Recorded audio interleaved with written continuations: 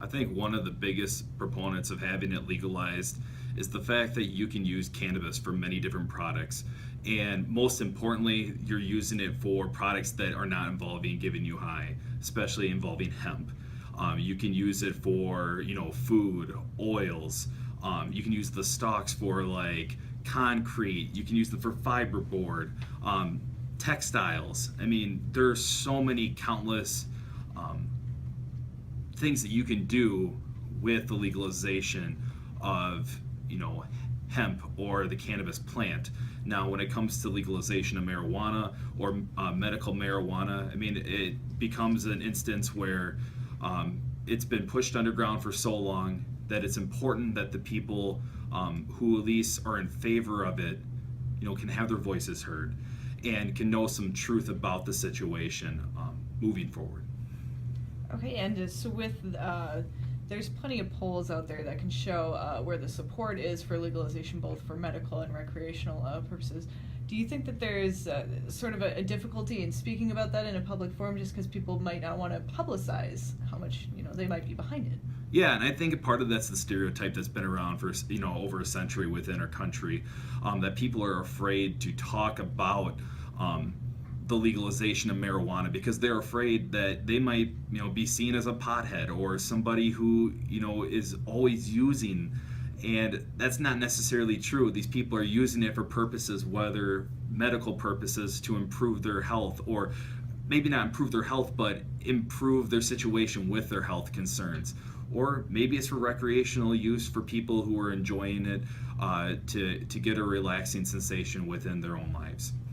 Okay, and so with the legalization, looking at other states that have already taken steps to whatever degree that they have, do you think that there need to be some sorts of regulations in place to make it a safe use for people, or to just make sure that it's a safe product? Well, I think first we need to start off with um, legalizing hemp for agricultural purposes first. So that way we can gain a small, at least farming community with this, get smaller farms to invest and to start growing, and then hopefully that leads to production elsewhere.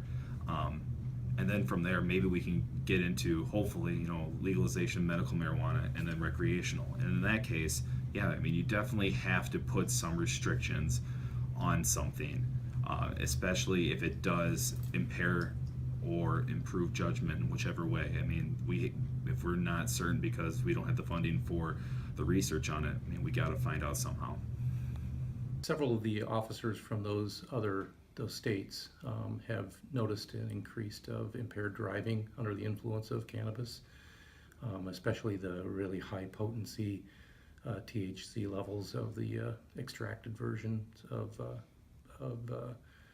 marijuana, where they extract the hash oil or the hashish out of the marijuana plant through a number of various means, which significantly increases the THC levels and results in some fairly long-term impairment. Okay. And one of the arguments that seems kind of consistent with people who are advocating legalization, they use a lot of comparisons to alcohol, how alcohol has been legalized and its use. So, do you agree with that comparison? What are the differences? Well, they are different drugs. Both of them have the ability to impair a person's ability to operate a motor vehicle and to impair judgment and cognitive thinking capabilities. Virtually all mind-altering drugs, the drugs that people use to get a euphoria or a high from, they alter judgment, they alter motor skills, neuromotor skills, and so forth. And so they all have the potential of contributing to impairment. And marijuana is certainly among those drugs that does that. And especially, like I said, with the higher THC levels that we're seeing today in comparison to what we had 20, 30 years ago. Okay. Do you think the argument that alcohol is legal is a valid one for people who are seeking to legalize marijuana? Well, not really. I mean, look at all the problems that we have with alcohol. Why should we increase our level, the number of problems that we have by adding another substance that can be commonly abused and contrary to a lot of misinformation out there. Cannabis is addictive, especially psychologically, um, and um, and so really many of the harmful effects that apply to alcohol or tobacco use will also apply to using marijuana, especially when it's smoked. It will cause a lot of the same physiological damage that smoking tobacco causes.